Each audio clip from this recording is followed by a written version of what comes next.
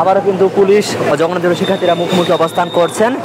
Barricade দেয়, সেই ব্যারিকেডে কিন্তু জগন্নাথ শিক্ষার্থীরা ইটপাটকেল নিক্ষেপ করে, ইটপাটকেলের মুখে কিন্তু জগন্নাথ শিক্ষার্থীদের দিকে কিন্তু জল কামান নিক্ষেপ করছেন। আবারও এই মুহূর্তে কিন্তু প্রধানমন্ত্রী বাসভবনের সামনে কিন্তু মুহুর্মুহু সংঘর্ষ চলছে জগন্নাথ শিক্ষার্থীদের সাথে।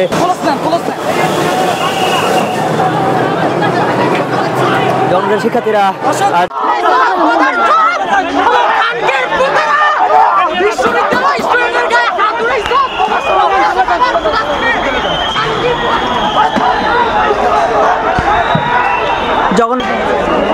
সামনে থেকে কিন্তু পুলিশের সদস্যরা জগন্নাথ শিক্ষার্থীদের যে ব্যারিকেড, সেই ব্যারিকেডটি ভাঙার চেষ্টা করলে কিন্তু পুলিশ সদস্যরা শিক্ষার্থীদের দিকে 3 দফা দাবিতে জগন্নাথ শিক্ষার্থীরা